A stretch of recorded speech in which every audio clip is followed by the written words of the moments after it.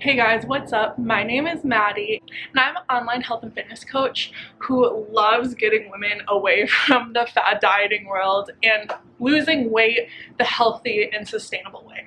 So if that's something that you've been looking for, feel free to subscribe to my channel and go ahead and like this video now, because today we are talking about why fad diets do not work. So while we're on the topic, think about every single fad diet you've ever either tried or considered trying, and be really honest here. Like, go ahead and write that in the comments. I'm talking keto, Weight Watchers, Atkins diet, Shakeology, Herbalife, Arbonne, detox teas. Man, there's a lot out there. If I'm forgetting one, also comment that below, because like there's too many that I can't even count in my head right now. That's how many are out there. And I know that when you are seeing those people promoting, you know, this person lost 20 pounds in 2 weeks and you can too, you're sitting there thinking, well, it worked for them, so why can't it work for me? And the thing is, it didn't work for them. And I'll explain why. We're gonna start this off by describing a show that you all probably watched, either when you were kids or when you were adult, kind of just depending how old you are. Who watched The Biggest Loser? I did. And they actually ran a lot of research studies when that show was over about the participants of the show and how their life was afterwards. And they came with a lot of very interesting conclusions. You know, the whole premise of the show is about people who were overweight went on The Biggest Loser, and they were split into, I think it was 2 or 3 teams, and the winning team every single week was the team who all over combined team lost the most weight. So they were pushed really hard in the gym every single week. They were put on very strict diets, and the people on the show every single week were trying to lose up to like 10 or 20 pounds. Like, it was extreme fast weight loss, which is what these fad diets are trying to promote as well. The studies show that after the shows were done, everyone who lost, you know, 50, 100, 200 pounds on this show, they gained back every single pound that they lost on the show after the show. So what does that say about the show? That The Biggest Loser didn't work for contestants.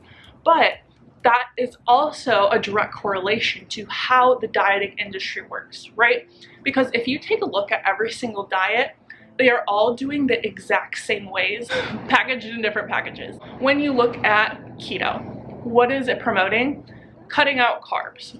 When you look at Shakeology, what is it doing? Promoting cutting out food and, you know, replacing it with meal replacement shakes. They're all doing the exact same thing. They tell you to cut out some sort of macronutrient, either not replace it at all, like keto, you just cut out a whole macronutrient, or with like things like Shakeology, they replace it with things that are genetically altered. They like to confuse you with a lot of scientific words that they describe as detoxifying and healing and all those things, when really it's just lab-made processed material, right? It's doing nothing more beneficial than an actual macronutrient would do for you.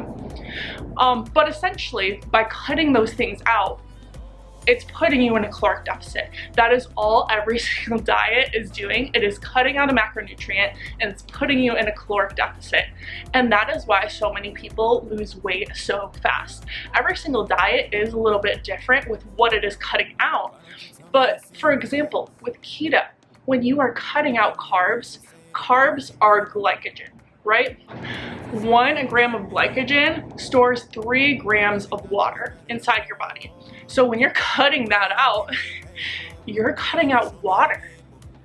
That's why they drop weight so fast. And it's actually very dangerous for your body. I'm a health and fitness coach, and I coach a lot of nurses, and they're now teaching nurses in nursing school if patients come in with kidney, liver, or heart issues to immediately ask them if they've participated in the keto diet at any point, because so many people are damaging their organs because of this fad diet, which is so dangerous. But all it promotes is weight loss, fast weight loss. And if you are someone who wants your weight loss to stick, and this is not going to be popular, so I know a lot of people are going to be like, okay, well, I have a wedding to go to in a month and I want to lose 30 pounds. You're going to gain that 30 pounds back, because that is not how our bodies function, right?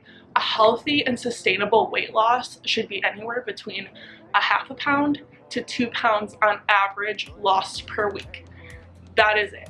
So if you're losing more than that, unless you are on the extreme end of things, it's not going to be sustainable.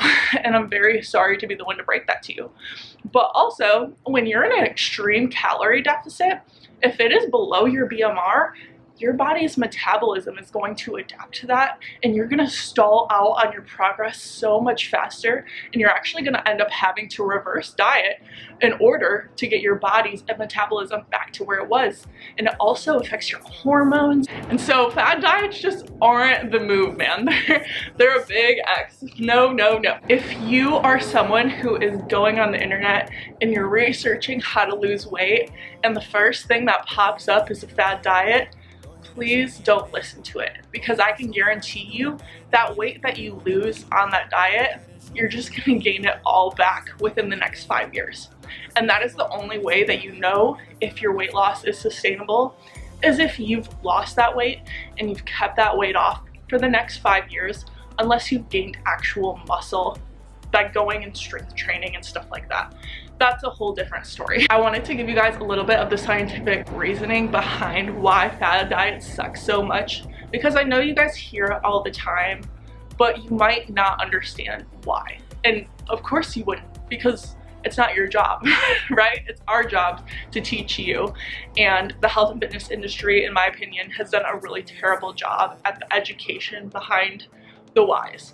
So if you like information like this, feel free to subscribe. I will be doing videos like this every single week. So if you have a video topic request, feel free to leave those in the comments below. And I do one-on-one online training. So if you are interested in that, feel free to apply. My application is in the links below. But in the meantime, I will see you guys on here next week. Bye, y'all.